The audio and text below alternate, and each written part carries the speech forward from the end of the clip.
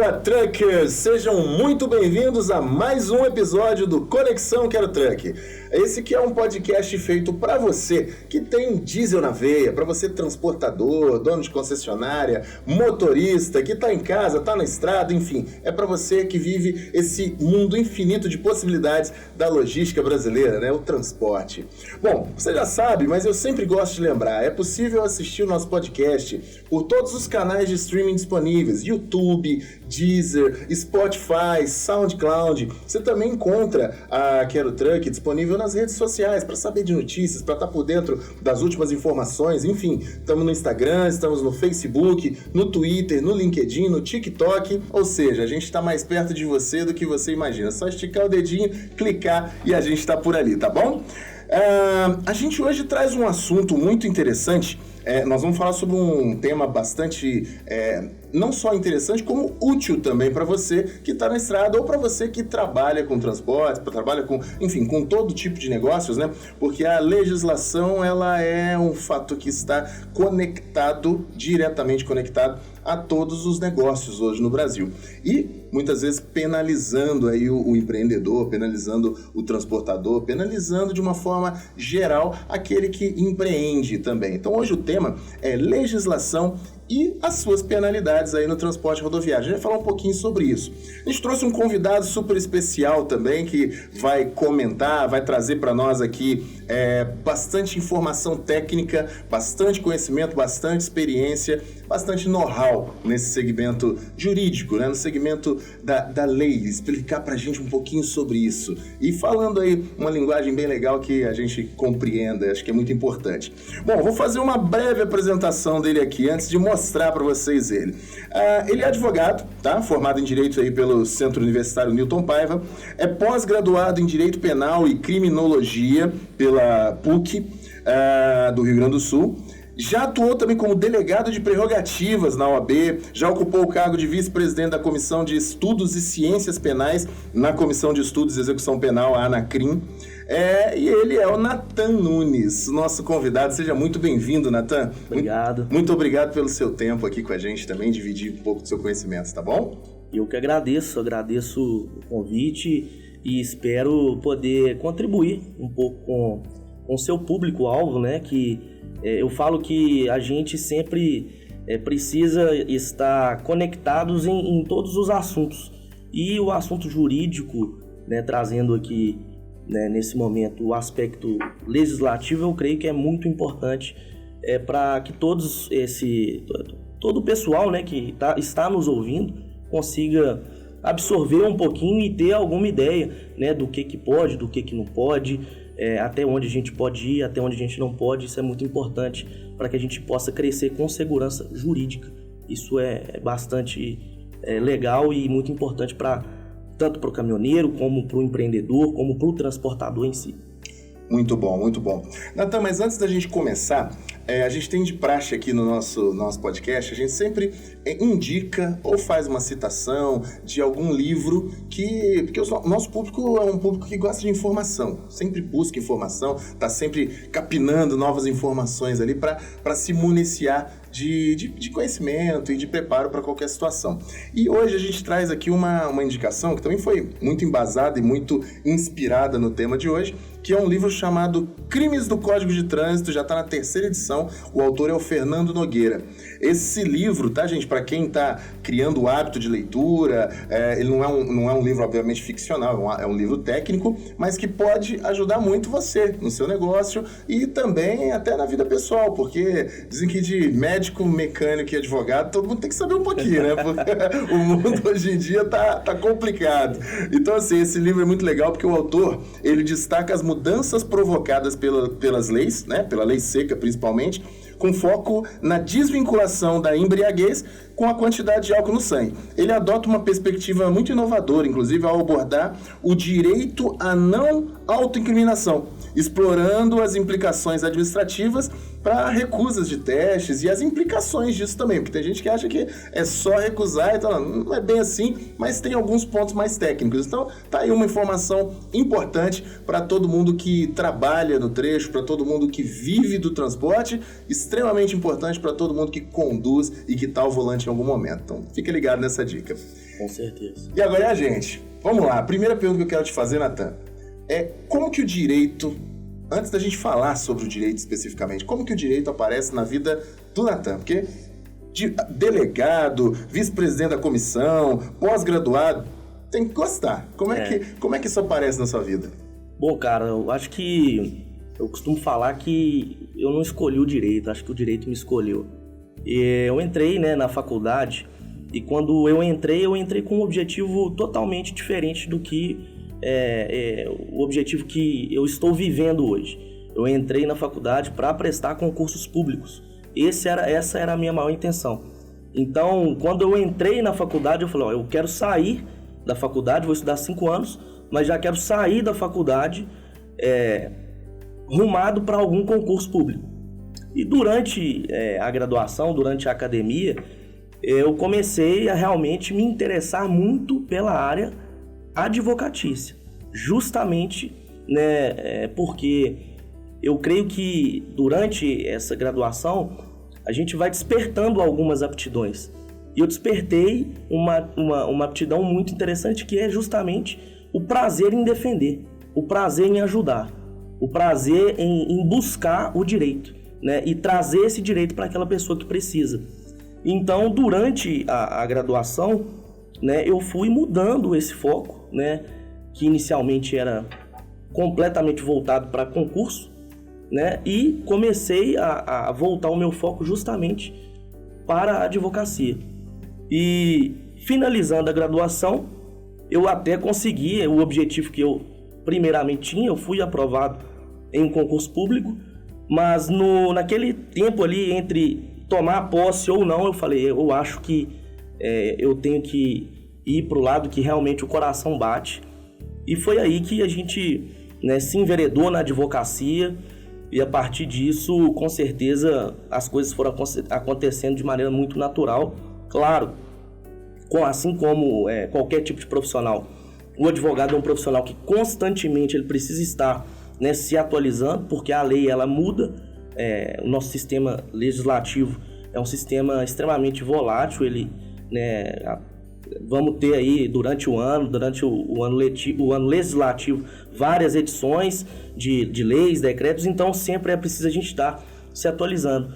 E aí, né, a partir do tempo que a gente, né, foi se especializando, nós fomos crescendo, e hoje eu falo que eu vivo a advocacia, eu sou uma pessoa que realmente vive completamente a advocacia 24 horas com o maior orgulho. Então, é basicamente isso, o início até agora. Isso hoje, né? Hoje você respira. Respira. A defensoria em geral, né? Muito bom. Natan, fala uma coisa. Quando a gente fala de legislação, que a legislação, né, ela permeia todos os meios, na verdade, hoje, seja ele trabalhista, seja ele do empreendedor, seja ele de qualquer tipo criminal, enfim. Como é que você, na sua visão, tá? Como que a legislação ela contribui para segurança e integridade do cidadão hoje? Cara, é uma pergunta bastante interessante, porque eu sempre costumo dizer que não adianta a gente crescer sem a gente ter uma organização. Então, tanto para o microempreendedor, como para o empreendedor ou para os grandes empresários, é muito importante que desde o início da nossa ideia, do seu plano, né, seja do caminhoneiro, né, de estrada, seja, né, do dono da transportadora, esse pessoal precisa ter organização jurídica, né? Por quê? Você, a partir do momento que você consegue ter um planejamento financeiro, contábil, jurídico, você começa a crescer com organização. E isso, meu Lodivo, previne que futuramente você tenha consequências que podem levar o seu negócio, né, abaixo. Então, desde o pequeno né, empreendedor, como o grande empresário, ele com certeza ele precisa ter uma equipe jurídica para orientá-lo. Afinal de contas, nós não nascemos sabendo de tudo. Então, algumas etapas que a gente começa a enfrentar, alguns degraus que a gente começa eventualmente a subir, a gente cresce, mas também aumenta o nosso risco, né? E você ter uma assessoria jurídica, você ter um acompanhamento do seu negócio e uma advocacia preventiva, consultiva, isso te impede de cometer, né, alguns deslizes que eventualmente podem acontecer por ausência de informação.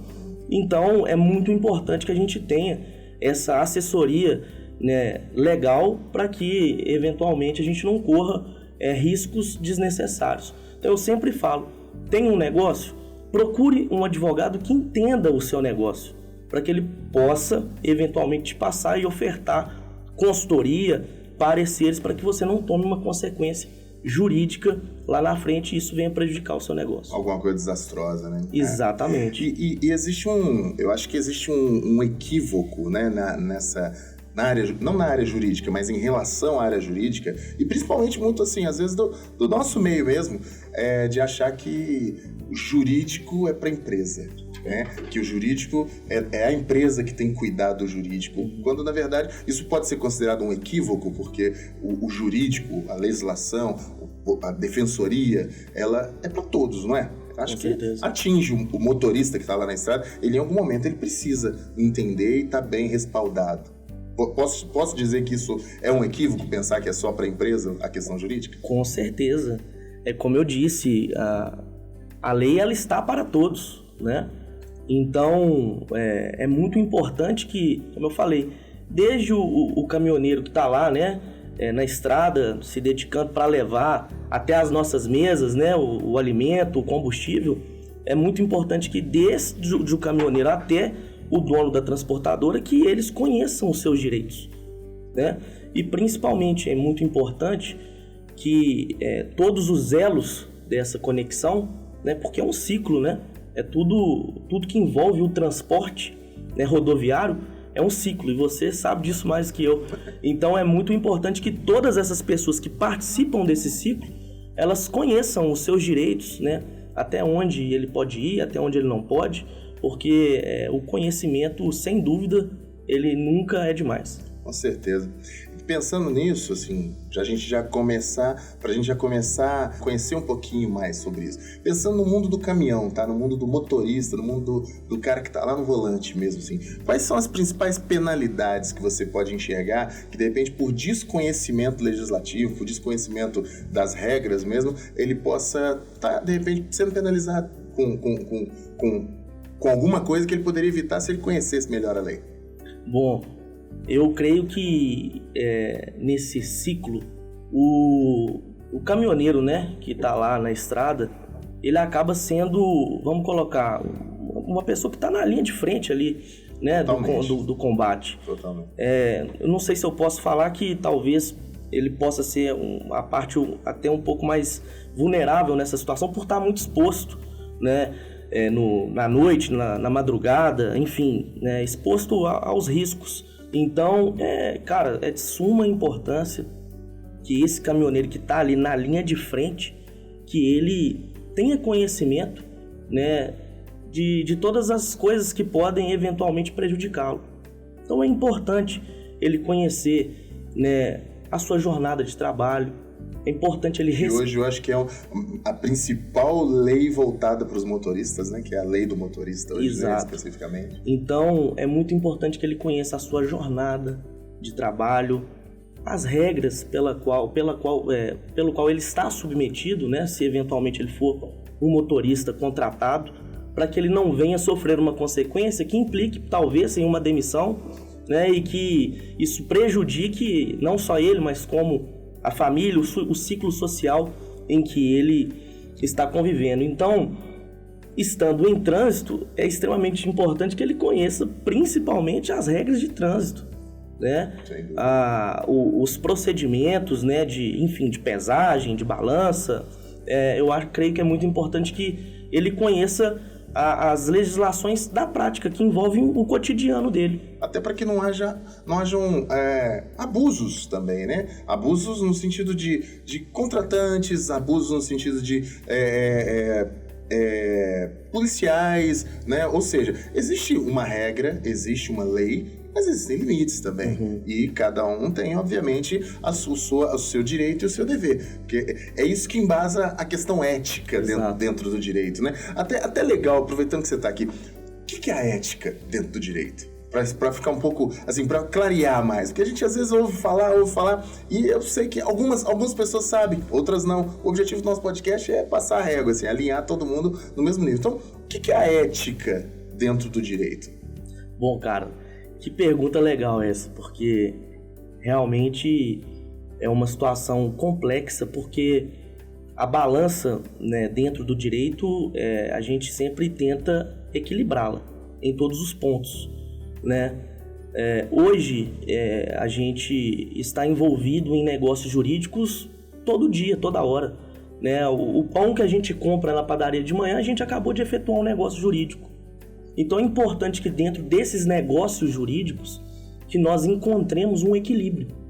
Então eu creio que a gente pode começar a responder a sua pergunta, onde está a ética dentro do direito, buscando um equilíbrio dentro das relações, ok? Legal, então eu creio que nós, eventualmente durante a nossa jornada, seja uma jornada profissional, social, mas aqui voltado para o profissional e para o caminhoneiro, para o transportador, eu creio que dentro dessa baliza, a ética ela vai começar a existir dentro do direito a partir do momento em que há um equilíbrio entre as relações, não existindo, né, um ponto mais forte e o outro ponto mais fraco, uma subsunção de hierarquia, e sim um equilíbrio dentro de tudo isso, porque, afinal de contas, a gente depende um do outro. Então, a partir do momento que a gente consegue enxergar essa dependência e estabilizar e equilibrar as relações, eu começo a enxergar um pouco de ética dentro do direito, ok? E às vezes às vezes eu acho que é bem complexo, né? Eu vi que você atuou em alguns casos, casos de destaque no cenário atual aí. Um deles foi, se eu não me engano, um caso onde teve um problema no anel rodoviário. Isso. E tal. E isso foi visto com óticas muito diferentes, Sim. né? Entre um público e outro público e tal. E eu vi que você trabalhou com uma maestria em cima disso, deixando muito claro o que aconteceu. Então, eu posso dizer que nem sempre a ótica correta é a minha, né? Exato. Às vezes eu posso não estar enxergando o cenário como um todo. O direito trabalha muito nessa busca pelos 360 graus da análise. Com certeza. Eu sempre digo, Melodivo, que no direito existem duas verdades. A verdade real e a verdade processual, né? E como é que é isso? E dentro, né, do plano profissional advocatício, a gente está submetido a um processo. A partir do momento que alguém me procura ou que algum cliente meu é processado, nós vamos discutir os fatos dentro de um processo. E os fatos aconteceram, né, de fato, em vida real. Só que eles vão ser transferidos para uma verdade, para um mundo processual. Então, respondendo a sua pergunta, no que diz respeito, né, às diferentes óticas, nós sempre temos que buscar trazer a verdade real com a maior riqueza de detalhes possível para a verdade processual. Vou te dar um exemplo. Nós tivemos a greve dos caminhoneiros em 2018. Dentro dessa greve, nós tivemos diferentes opiniões, né? Diferentes objetivos, não, diferentes visões sobre a greve. Ótimo. E a principal pessoa, né, que poderia trazer essa verdade para dentro de um outro contexto é quem? Quem estava lá, os caminhoneiros, né? Onde a gente pôde perceber, a partir de um ponto em que houve aquela paralisação, o quanto nós somos dependentes deles, né? Vulneráveis. Né? Exatamente. Mas num contexto de de completar mesmo, assim. Exato. O quanto essa mão de obra que hoje, hoje eu acho que já é bem melhor vista, mas que era vista de uma forma totalmente à margem, ela era essencial e estrutural para o nosso negócio, né? Uma parada como a de 2018 deixou isso muito claro, né? Mas prossiga, por favor. Exato. E aí, trazendo, né, essa questão de casos em evidência, né, a gente consegue, na verdade, eu confessando que a nossa grande dificuldade é trazer essa verdade real para dentro de uma situação jurídica, né?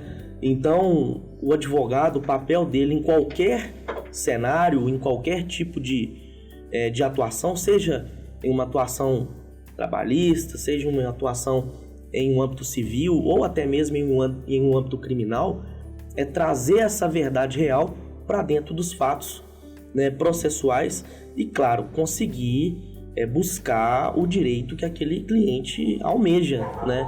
E o advogado é o meio, né, o transporte que ele vai utilizar para conseguir alcançar aquele amparo jurídico. Então é muito importante que nós tenhamos estratégias jurídicas para trazer essas verdades reais para dentro do processo e torná-la uma verdade processual. Com certeza.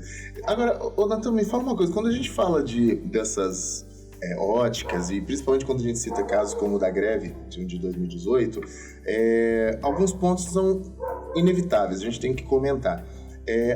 A legislação, ela depende, ou melhor, ela é muito impactada pela existência ou pela falta de existência de políticas públicas adequadas. Estou falando mais no ramo dos transportes, nesse caso, né? Porque às vezes, vou dar um exemplo mais claro do que eu estou falando. Um motorista é multado na estrada porque ele parou no acostamento por alguma razão.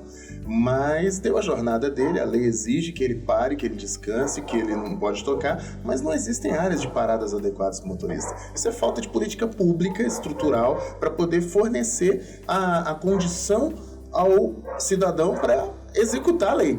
E, ao mesmo tempo, a parte da fiscalização da lei, ela atua de uma forma corretiva em cima do erro. E aí, como é que fica isso pro geral? Você tem um exemplo, mas temos vários. Como é que fica isso? Isso acontece mesmo? Você tem algum exemplo para dar pra gente sobre isso? Como é que é? Pô, interessante essa vertente que você traz, porque é aquela didática. Não adianta a gente cobrar e não ofertar o mínimo para que a pessoa, né, consiga realmente cumprir uma determinação. Então, é o exemplo que você trouxe. Não adianta eu mandar o motorista parar, sendo que ele não tem lugar para parar. Contraditório, pela falta de quê?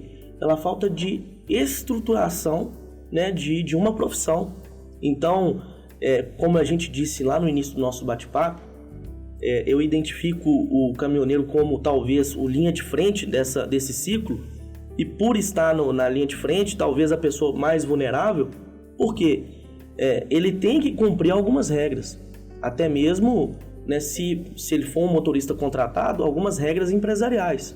Sim. E o dono da empresa quer que ele cumpra, para que o dono também não sofra as consequências. Claro. Então, é um ciclo que é virtuoso nesse sentido, porque é um cumprimento de obrigações por ambas as partes. Mas tocando no seu ponto, essa regra, vamos utilizar esse exemplo que você trouxe, a determinação de parar de rodar em um determinado ponto e o caminhoneiro não ter onde fazer essa parada, isso fica muito complicado porque a pessoa que editou essa normativa, ela tinha que ter previsto anteriormente um mínimo existencial para que a pessoa conseguisse cumprir essa determinação, né? Porque senão a gente sai do ciclo vicioso e entra num ciclo, a gente sai de um ciclo virtuoso e entra num ciclo vicioso, né?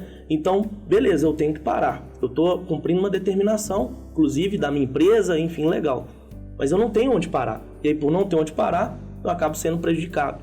E a partir do momento que eu começo a ser prejudicado, o que eu vou fazer?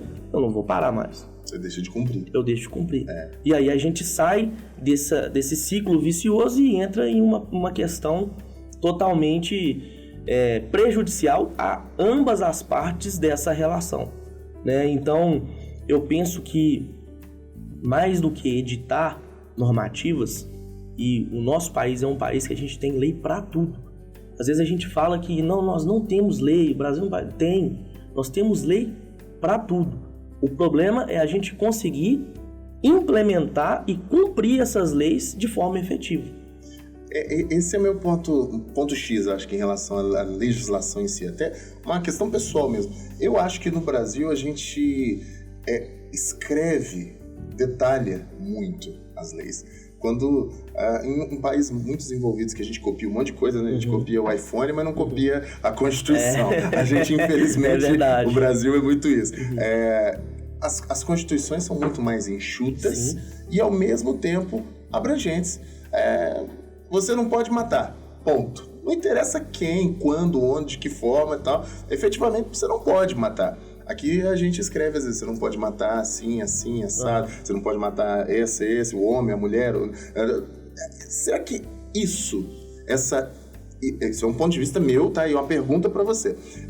Será que essa tentativa de descrever o universo não abre muito mais brechas para a famosa brecha legal, né, que se chama, para outras coisas, já que isso se esqueceu de escrever, então pode. Quando, na verdade, se eu escrevo não posso matar, eu não posso matar. Não interessa quem, quando, onde, de que jeito e tal. Agora, se eu escrevo que não pode matar assim, assim, assim, assado, e assado, que não foi escrito. Então, como que você vê a questão dessa tentativa de descrever todas as condições possíveis do cenário possível, que é quase impossível, frente à abertura de novas brechas? Cara, eu gosto muito dessa discussão, porque aí a gente entra até em um plano até mesmo um pouco filosófico, vamos dizer assim, porque o que adianta a gente ter um tanto de lei, sendo que a pessoa comum, o cidadão, né, comum, se você pedir a ele, se ele não tiver uma formação, um direito, um curso superior, ele vai ter uma dificuldade de interpretar aquilo ali.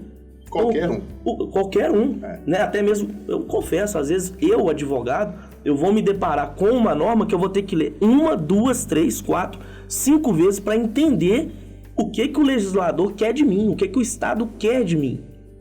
Então, acho que a gente tem que partir de um ponto que é o seguinte: nós temos leis, só que o que adianta nós termos essa infinidade de normatizações, de legislações, sendo que a pessoa comum, o povo, vamos dizer... O executor, ele não consegue interpretar, né, o que o Estado quer dele.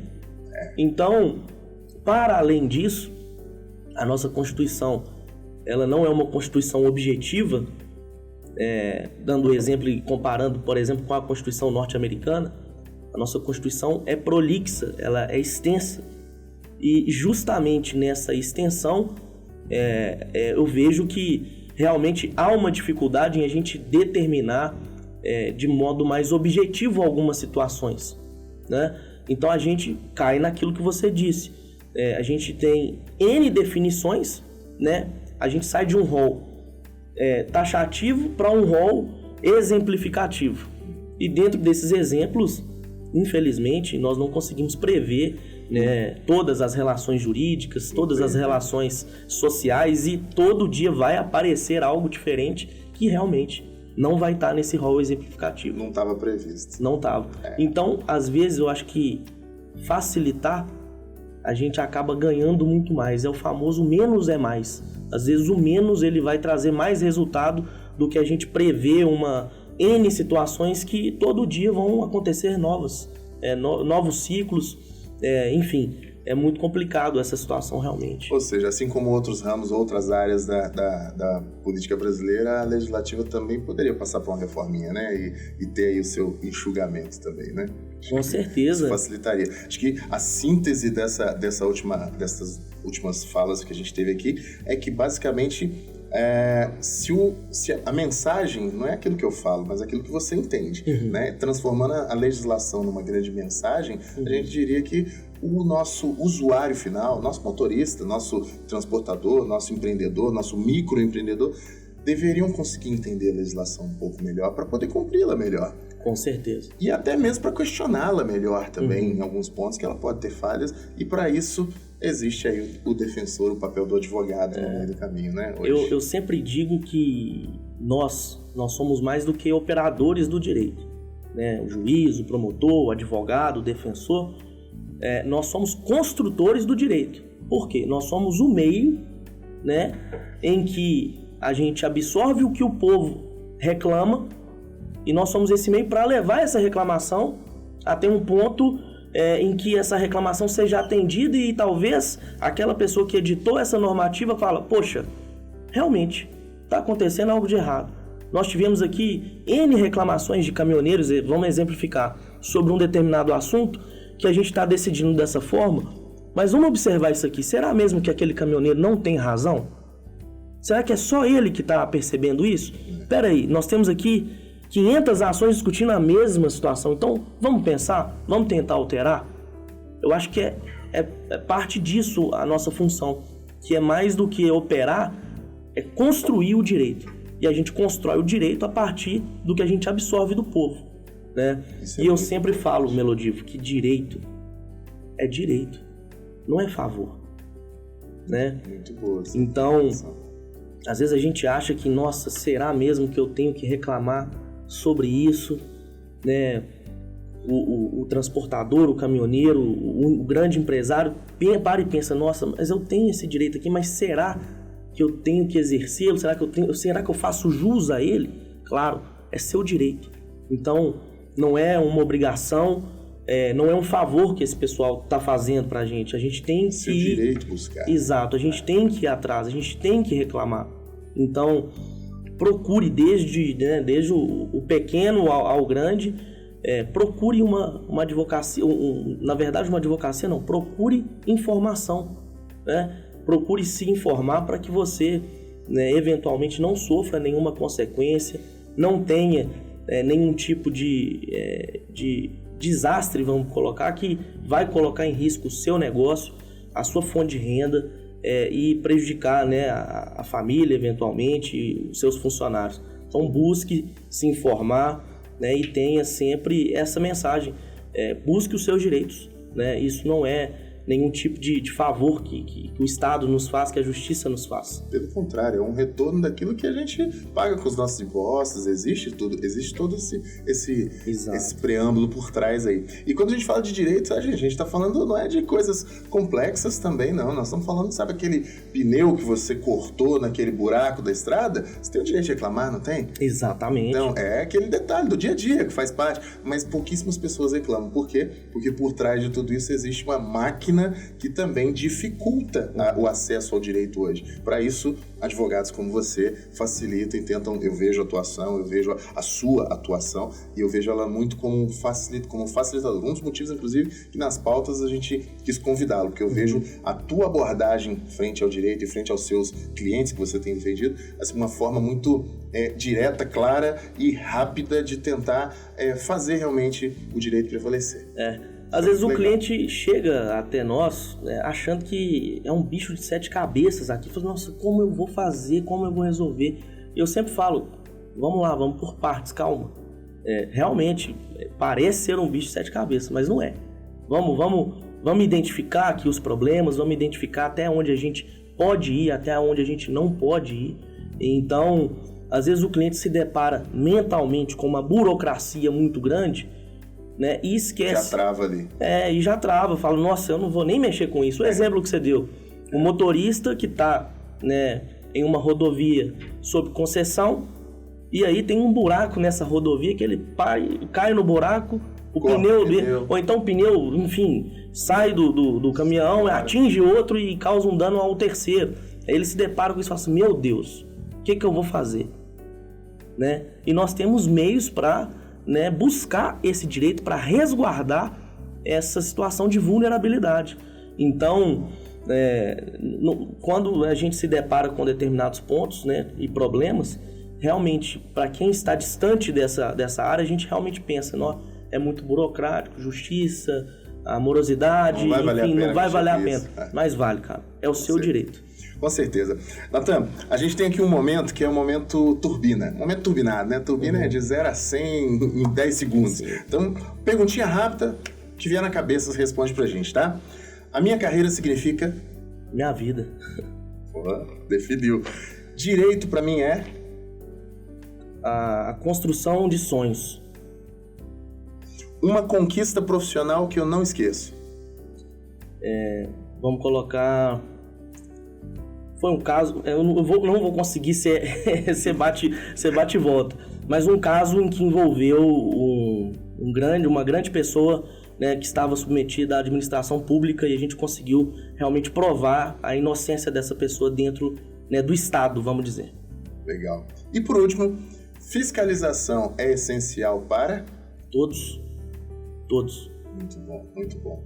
Natan, a gente sempre tem dúvidas, a gente sempre vai ter dúvidas, principalmente em relação ao direito, em relação à legislação brasileira. Eu queria que você deixasse seu contato aqui para os nossos ouvintes, os nossos espectadores, que a turma que acompanha mesmo, fique à vontade para, se quiser entrar em contato contigo, possa fazê-lo pelo seu melhor meio de comunicação. Fala para a turma, como é que eles consultam o Dr. Natan?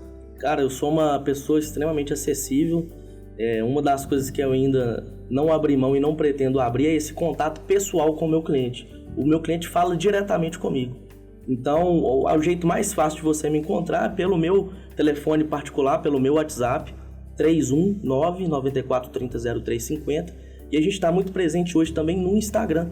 Nós estamos desenvolvendo um trabalho no Instagram justamente para aproximar as pessoas do direito, para que todos consigam, né, de uma forma mais simples e objetiva, entender os direitos que você tem. Então, o Instagram, a gente está fazendo esse trabalho, natan.nunesr, o meu Instagram, e pode ter certeza que qualquer dúvida que você tenha, qualquer insegurança, nós estamos preparados.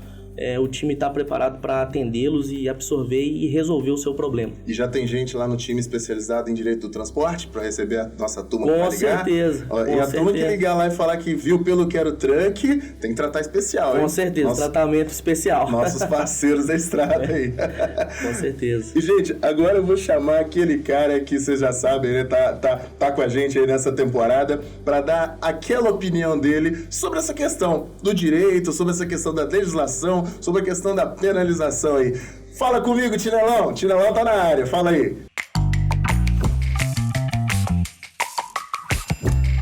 Olha, meu pai sempre me disse, filho, o seu direito começa a hora que termina o do próximo. E o do próximo começa a hora que termina o seu.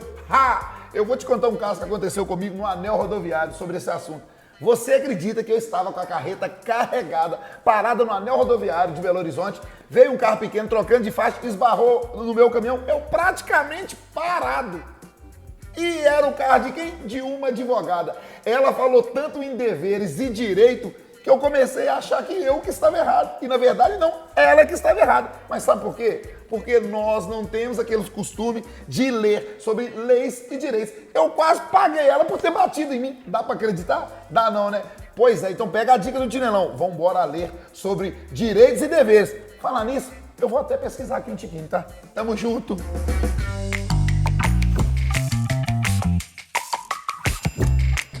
Valeu, Tinelão. Tinelão sempre com essa opinião bem humorada sobre os nossos temas e sempre contribuindo aí nessa temporada de uma forma muito bacana. Um abraço, amigão. Fica na área que a gente te chama de novo, hein? E por aqui, Natan, a gente vai agradecer a tua presença de uma forma, assim, em 30 minutos impossível explicar a legislação brasileira. Mas o mais importante que eu acho que você deixou extremamente claro é que além da ética, da complexidade ou da amplitude da legislação, é que ela é o que ela é, né? Um direito do cidadão, não um favor do Estado ou qualquer outra coisa. Muito obrigado pela sua presença, tá bom? A gente vai continuar em contato sempre aí. Valeu, tamo junto, obrigado. Você também curtiu? Eu curti pra caramba. Episódio super esclarecedor, episódio bacana, né? Deu uma leveza pra essa questão jurídica que sempre parece tão pesada, principalmente no Brasil, né? Então, se quiser ver de novo, se quiser compartilhar, se quiser mandar pra um amigo que precisa ouvir o que foi dito aqui, enfim, o que você quiser fazer, lembre-se, a gente tá lá no YouTube, no Spotify, no Deezer, no SoundCloud, também estamos nas redes sociais, no Instagram, no Facebook, no Twitter, no LinkedIn, no TikTok, além, obviamente, da nossa plataforma no www.querotruck.com.br ou baixando o app pela sua loja de aplicativo Android ou iOS. A Quero Truck e o Conexão Quero Truck estão sempre mais perto de você do que você imagina. Agora vai com Deus, segue por aí, a gente se vê. Abraço, tchau, tchau.